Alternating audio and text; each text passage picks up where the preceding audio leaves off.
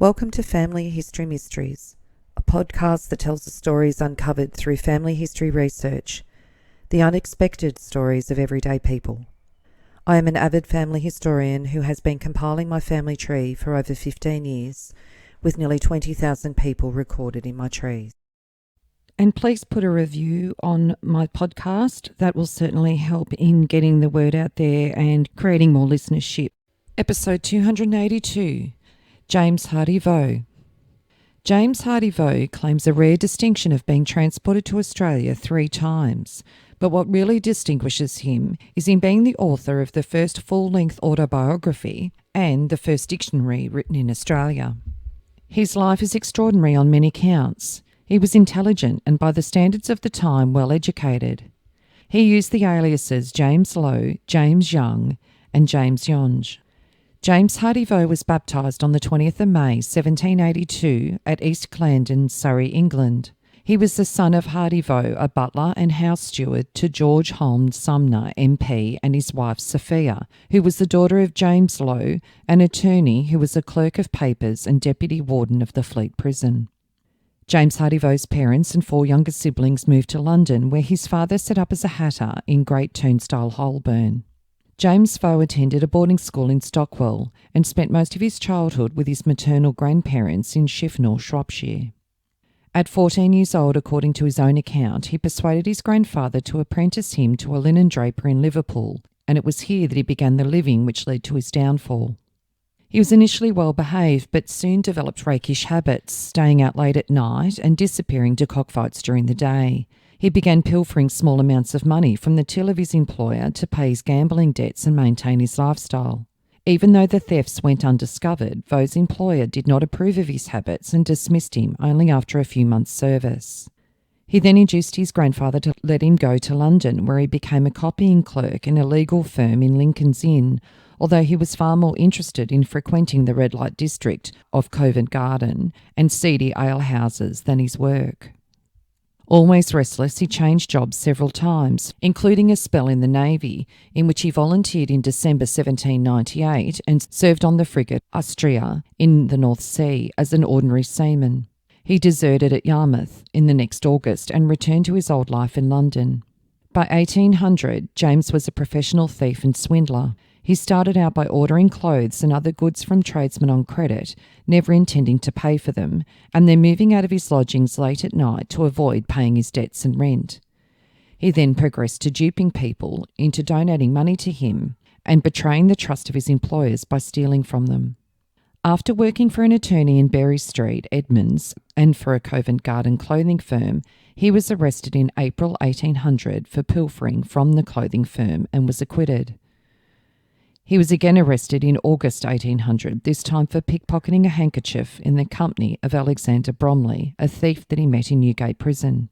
A month later, he was sentenced at the Old Bailey for transportation for 7 years. The handkerchief was valued by the jury at 11 pence, so he escaped a capital sentence. He reached Sydney in the Minorca in December 1801 and worked as a clerk to a storekeeper at the Hawkesbury, then at the Colonial Secretary Office in Sydney and Parramatta.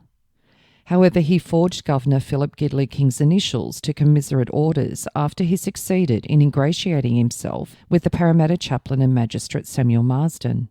He was punished with hard labour in a convict road gang. He eventually redeemed himself and in 1806 was appointed clerk to the magistrates at Parramatta. Governor King agreed to take him back to England in the Buffalo in 1807.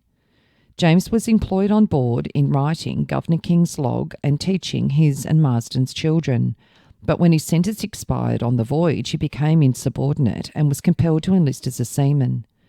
When the ship reached Portsmouth, James deserted and resumed his old activities in London. He assumed the appearance of a gentleman. He stole chains, brooches and rings from jewellers' shops, as well as pocketbooks and snuff boxes from theatre patrons. On the 21st of July 1807 at St Paul's at Covent Garden, he married Mary Ann Thomas, a prostitute, in the hope that if he was again transported, she might be allowed to join him as his wife in New South Wales. His activities continued undetected for some time until November 1808, where he was arrested and narrowly escaped conviction at his trial in the following month for the theft of a silver snuff box. His luck ran out in February 1809 when, under the alias of James Lowe, he was convicted at the Old Bailey of the felony of stealing 3 diamond rings and a brooch from a jeweller's shop in Piccadilly. This was a capital offence. He was initially sentenced to death, but it was subsequently commuted to transportation for life. He was imprisoned on the convict hulk Retribution for months in miserable conditions and then transported on the convict ship the Indian and reached Sydney for the second time in December 1810. He was assigned to a Hawkesbury settler and then later appointed deputy overseer of a convict gang in Sydney. However, in 1811 he was banished to the Newcastle penal settlement for receiving stolen property from the Judge Advocate Ellis Bent and received a 12-month sentence with hard labour. James wrote a memoir, and this is an extract relating to his experiences at Newcastle between 1811 and 1814. The court was now a second time cleared and nearly an hour occupied in consultation when Edwards and myself were called again, and the bench informed Edwards that he, having confessed his guilt, the court had sentenced him to receive 100 lashes at the cart's tail in the streets of Sydney and to be kept to hard labour in the jail gang for 12 months. Then addressing me, the bench observed that the evidence of Edwards not appearing to the court entitled to much credit, and being unsupported by other testimony, the court acquitted me of any share in the actual robbery of Mr. Bent, but were of the opinion that I'd been privy to the guilt of Edwards, had received money from him knowing it to be stolen, and they had therefore sentenced me to also 12 months' labour in the jail gang. After receiving our sentence, the corporal part of which was severely inflicted on Edwards, I continued to labour in the jail gang for 3 weeks, when by the order from the governor, as I understood, both myself and Edwards were double-ironed, put on board a government vessel with several other prisoners, and transported to Newcastle, commonly called the Coal River, without any definite term being fixed for our exile. On arriving at Newcastle, I was first employed in wheeling coals out of the mines, a most laborious occupation indeed. But during my continuance at that settlement, I was put to all descriptions of work, and for the last 3 months performed the duty of constable or watchman. Having continued 2 years at the Coal River, the commanding officer was induced, in consideration of my uniform good behaviour, to permit my return to Sydney, on my arrival at which place I was once more disposed of in the town gang. Being advised to solicit the Governor for an appointment to some less laborious employment, I waited on His Excellency with a petition, in which I urged my exemplary behaviour for the last 2 years at Newcastle, as proof to whatever my former conduct might have been.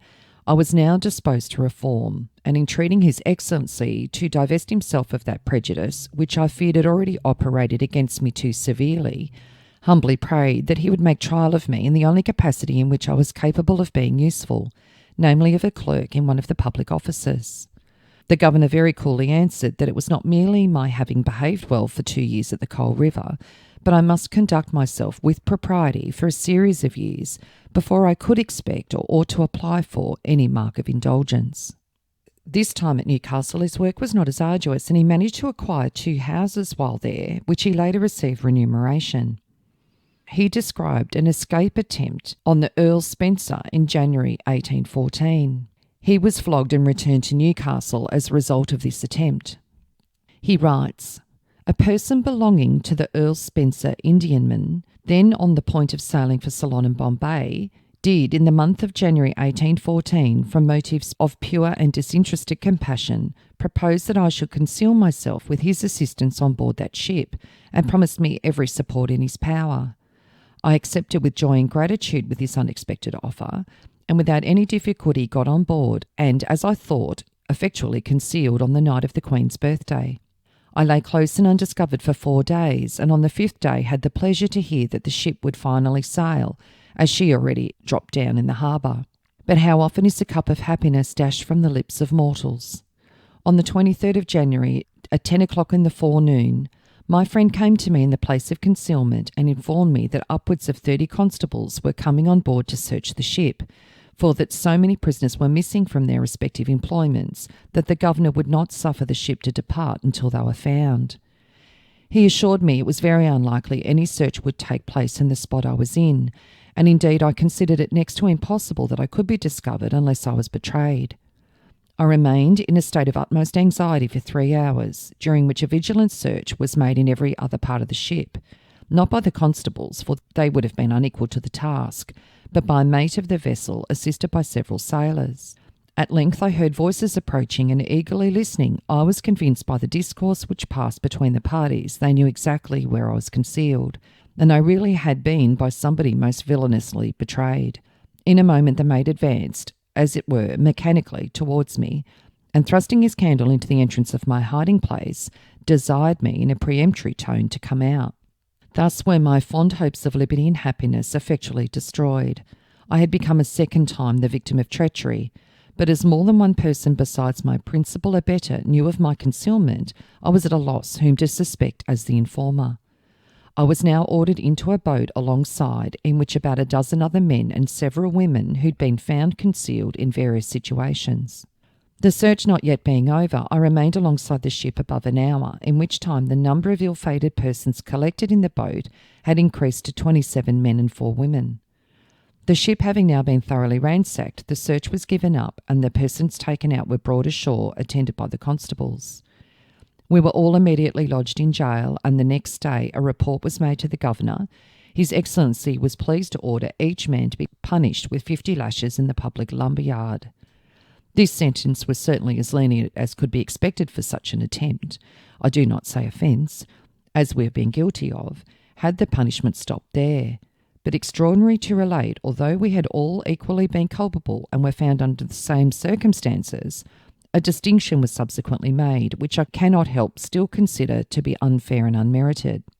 The day after the corporal punishment had been inflicted, 23 of us were ordered to return to their respective employments in Sydney, from which they severally absconded, and myself and 3 others were sentenced by the Governor to be sent to the Coal River for 1 year. For this distinction there appears to have been no other reason, but because we had each of us before suffered a similar banishment, and had been but a few months returned from thence to Sydney. In a few days I was accordingly embarked with 11 other prisoners, and for a second time landed at Newcastle, where I had been absent for nearly 12 months. On my arrival it happened that the storekeeper, John Tucker, was in want of a clerk, and he applied to the commandment for me. I was appointed to that situation in which I still continue, and having scrupulously adhered to my former vows of rectitude, and used every exertion to render myself serviceable to my employer, and to merit his good opinion, as well as that of the commandant, I have had the satisfaction to succeed in these objects, and I am not without hope that when I am permitted to quit my present service and return to Sydney, my good conduct will be rewarded with a more desirable situation. I've now been upwards of 7 years a prisoner, and knowing the hopeless sentence under which I labour, shall, I trust, studiously avoid in future every act which may subject me to the censure of my superiors, or entail upon me a repetition of those sufferings that I've already too severely experienced. During his previous time in Newcastle, Vaux had compiled a slang dictionary.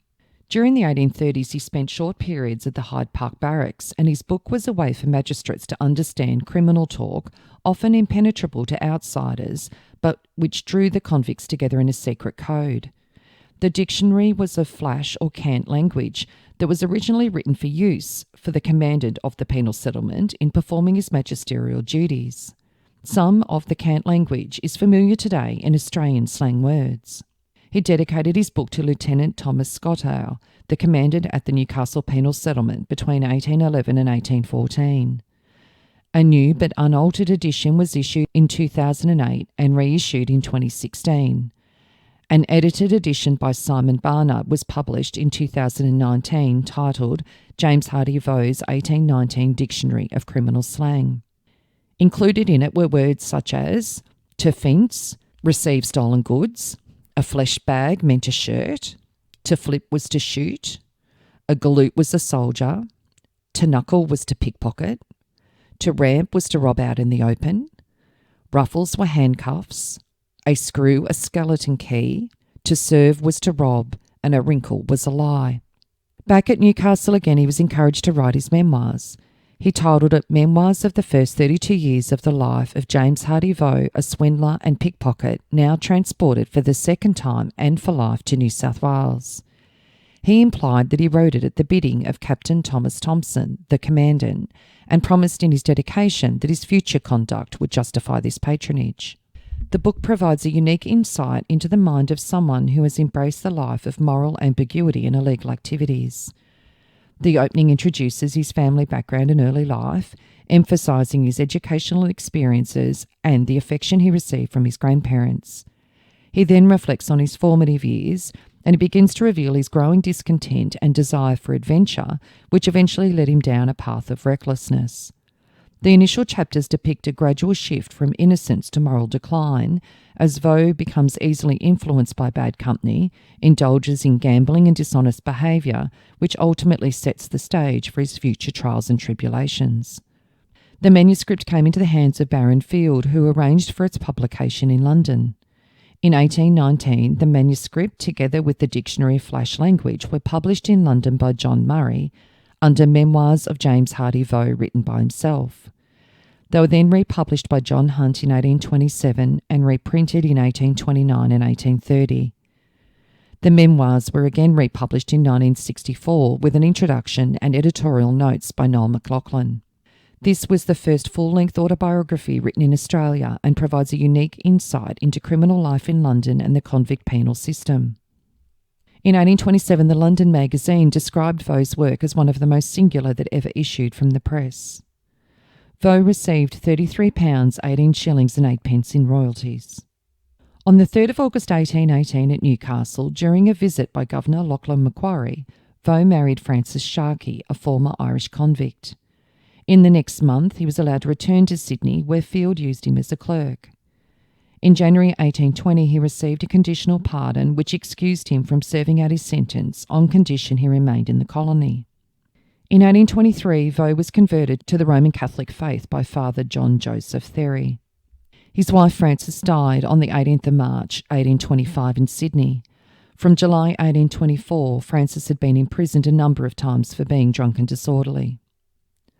On the 10th of March 1827, James was given permission to marry his housekeeper, an Irish convict, Eleanor Bateman, under the name of James Lowe, but it does have alias Vaux next to his name in the permission notes. On the 2nd of April 1827, they were married by Reverend Marsden, even though his first wife in England was still alive. Eleanor was 24 and James was 44. Eleanor received 7 years' transportation. She came out on the Woodman on the 25th of June 1823. She received her certificate of freedom on the 8th of August 1827. In 1828, in the census, it states that Eleanor Bateman was employed by James Hardy of Phillip Street, Sydney. For the next 6 years, he was employed as a clerk in the Colonial Secretary Office, until suddenly he was dismissed in late 1826 by Governor Darling. His dismissal followed from concerns that his convict past meant he was discreditable to the office to retain him, even though there was no suggestion he'd acted improperly. Darling had a policy of not employing convicts and ex-convicts as clerks. Vaux complained bitterly that his dismissal was unjust. He wrote a letter to the editor of the Sydney Australian on the 6th of June 1827. I request you give me a place in your invaluable paper to the following statement of the unmerited, I will not say unprecedented, ill treatment I've experienced from the powers to be. I have been 7 years employed as a clerk in the Colonial Secretary Office. On the 30th of December I received my quarter's salary in common with the other clerks, and in 5 minutes afterwards the office messenger handed me a letter whose superscription was surmounted with those awful characters OHMS. With some surprise I hastily broke the seal, and how much that surprise was increased when I read the following. Colonial Secretary Office, 29th of December 1826. Sir, I am directed by His Excellency the Governor to inform you that your services will not be required after the 31st. I am, sir, your obedient servant, Alexander Macleay. Quitting instantly the office, I hastened home and naturally set about conjecturing what could have originated such an extraordinary communication. Such infallible oracle assured me I had given no cause for such harsh, uncourteous, and unfeeling treatment. In vain I strove to divine how I could have given such offence, conscious that I had been punctual in my attendance, diligent at my work, and faithful to my duty, in a word, sober, attentive, and competent. It is incumbent on me to state that what I have now said of myself was testified by Secretary Macleay in an interview I had with that gentleman, which I shall presently describe, and therein lies the anomaly of the whole proceeding. In my labyrinth of perplexity, it struck me at one time that I might have been thought wanting in respect to some newly appointed Jack in office. At another, I was suspected to be held a treasonable correspondence with the dreaded Monitor or the castigating Australian. I am here half jocular, half serious, for I was the clerk employed to write 20 circulars to the magistrates on the subject of constitution, and behold, to the utter amazement, the authorities appear in the columns of the provoking Australian. My first step was to seek an explanation, and I addressed a letter to Mr. Macleay, of which the following is a transcript. Phillip Street, Sydney, 1st of January, 1827. Sir, having been honoured with an official letter from you, dated the 29th, acquainting me my direction of His Excellency the Governor that my services are no longer required, I hope I shall not be considered presumptuous if I take the liberty of soliciting as an act of justice that you will condescend to inform me to what cause I may attribute such an abrupt dismissal from an office I have been employed nearly 7 years, as I have no other means of subsistence than what my talents of a clerk may procure me, and as my prospect of obtaining engagement elsewhere must essentially depend upon proof that my sudden discharge has not been the effect of an imputed misconduct on my part. I confidently trust that you will not withhold me from the satisfaction which I respectfully ask, and which will be indispensably required by me by those from whom I shall elicit employment. I beg leave to remain, G.H. Vaux. To this letter there was no answer, and after a lapse of 14 days I repeated my application in stronger terms. In about a week I received a note expressing Mr. Macleay's request that I call on him at his office. This summons I obeyed on the following day and was introduced to the Colonial Secretary when the following explanation took place. After a little hesitation and embarrassment on his part, Mr. Macleay spoke. "Oh, Mr. Vaux, I received your letter. I thought it was best to speak to you in private on the subject of you being discharged. It has been frequently represented by the Governor that you've been transported to this colony a second time, and it has been thought on that account discreditable to this office to retain you any longer. I have no reason to complain of your conduct in the office. It is not on that account that you are discharged, and if you can point out any other situation that will suit you, I shall have the pleasure in recommending you, and you may refer any person to me for a character reference. I considered myself most unjustly treated, that the obnoxious circumstance to which Mr. Macleay alluded to was known to Governor Macquarie at the time of his first employing me in the Secretary's office, and I had flattered myself a course of exemplary conduct for 7 years in respect to the department, which have consigned my former errors to oblivion. Upon leaving, Mr. Macleay reiterated willingness to serve me as far as lay in his power.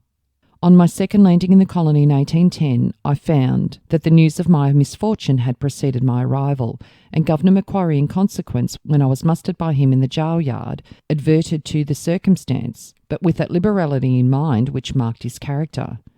He observed that if I behaved well in the future, something would be done for me. In the meantime, His Excellency directed me to be assigned to be a settler at the Hawkesbury. After undergoing the usual vicissitudes to which my conditions subjected me for upwards of 3 years, it was my lot in January 1814 to be found concealed on the board of the Earl Spencer transport with a view of effecting my escape from the land of peaches and pound notes. The consequence of this attempt was a sound whipping and 1 year's banishment to Newcastle. Still, it appears that the benevolent Macquarie had his eye on me. He approved an appointment of storekeeper's clerk, and I was placed on the establishment with salary and allowances. I continued to serve with credit in this capacity for 5 years, at the end of which the period the Governor, happening to visit Newcastle, received so good an account of my conduct, both from the Commandant and the storekeeper, that he ordered me to be immediately sent to headquarters and promised me a conditional pardon on my arrival.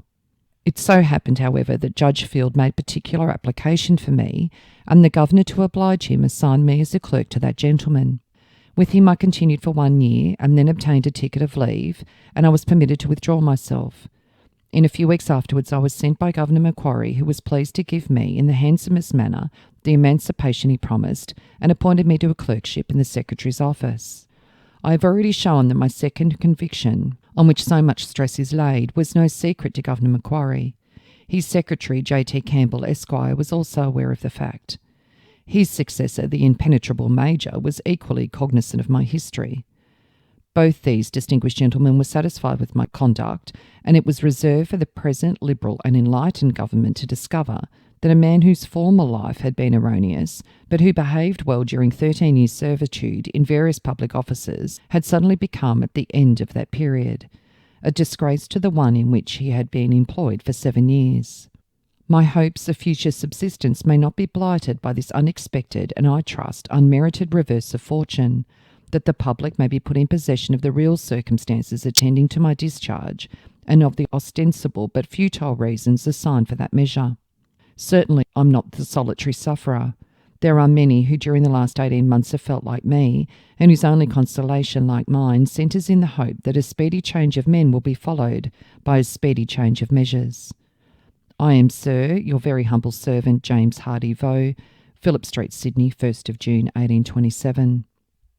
Vaux was then employed in an ironmonger's store, but in April 1829 he absconded and broke the terms of his conditional pardon. He fled to Ireland and was soon in trouble again. In August 1830 in Dublin he was convicted, under the alias of James Yonge, for passing forged banknotes. He pled guilty and his death sentence was commuted for transportation for 7 years. While this offence usually attracted a more severe penalty, Vaux had written to the bank whose notes were forged and obtained their support for leniency. And so he was transported for the third time on the convict ship Waterloo. It reached Sydney in May 1831, where he was at once recognised as an escaped convict and his previous life sentence reinstated, and he was sent to the hulk, the Phoenix. His return was remarked on in the news. Hardy Vaux appears quite at home, only the sharp movement of his muscles of his phiz shows he is not quite at ease with himself. Judge Therry was curious to meet him and compared him in his reminiscences to Robespierre. His address is very courteous, and his voice was one of a remarkably soft and insinuating tone. Vaux was very remorseful about his criminal life in discussion with the judge. However, Governor Ralph Darling wanted to send him indefinitely to Moreton Bay and was not prepared to make any concessions. How Vaux, with such an incredible and well-known criminal background, proceeded to escape this fate is an insight into his survival skills.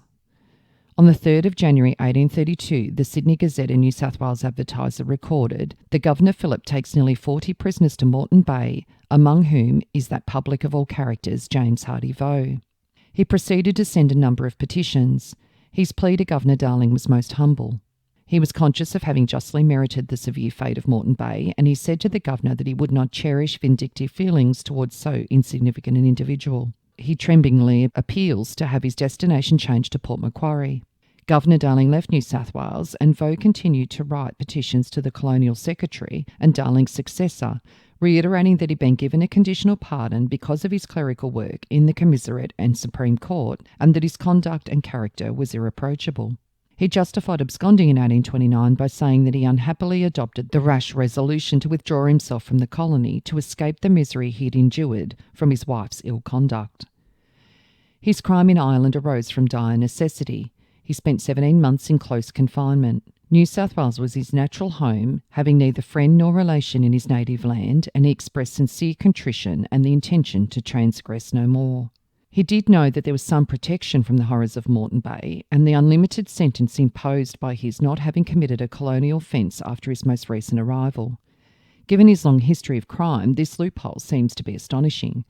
James Hardy Vaux had the law on his side, and Cluny, the Moreton Bay commandant, wrote on the 24th of January 1832, "This man must be moved from Moreton Bay to Port Macquarie."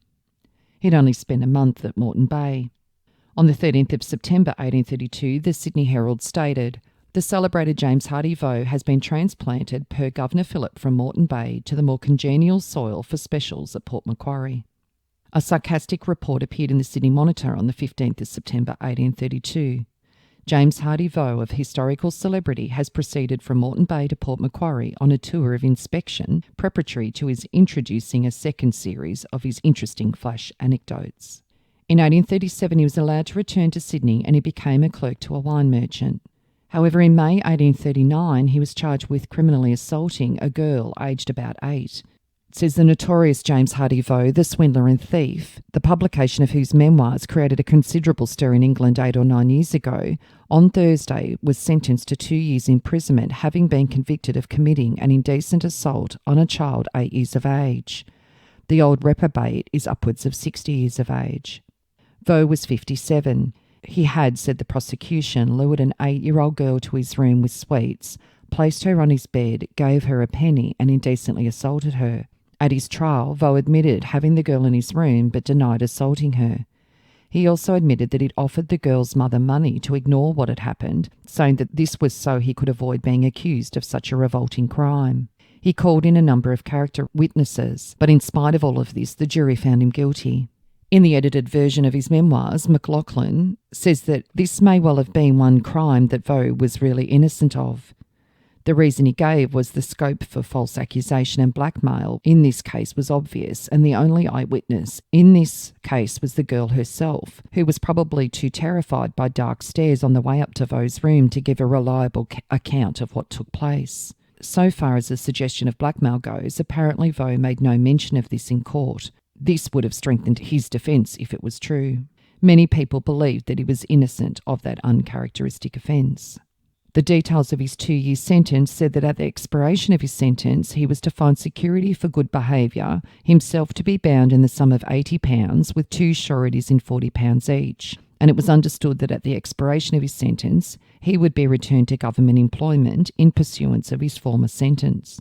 Governor Sir George Gibbs decided that his life sentence should be reapplied, and he was released in 1841 at the age of 59 on the recommendation of Chief Justice Sir James Dowling.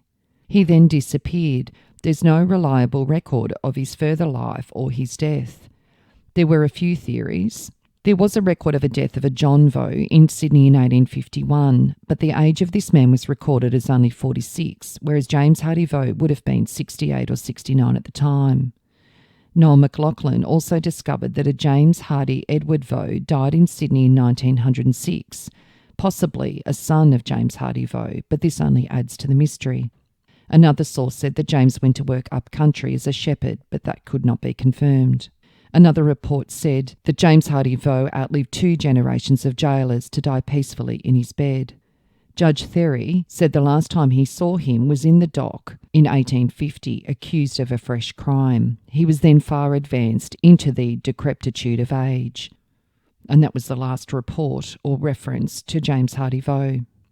A musical play, Flash Jim Vaux, by Australian playwright Ron Blair, demonstrated part of Vaux's colourful life. It was first performed by the Nimrod Theatre in 1971. And a book by Kel Richards titled Flash Jim was published in 2021. So I hope you enjoyed the very interesting story of James Hardy Vaux. If you are interested in sharing your story on my podcast, Family History Mysteries, please go to my Facebook page and send me a message. If you would like some assistance in filling in the gaps in your family tree to see what mysteries you solve, please get in touch. And don't forget you can have early access to episodes by subscribing, and you'll also gain access to bonus episodes.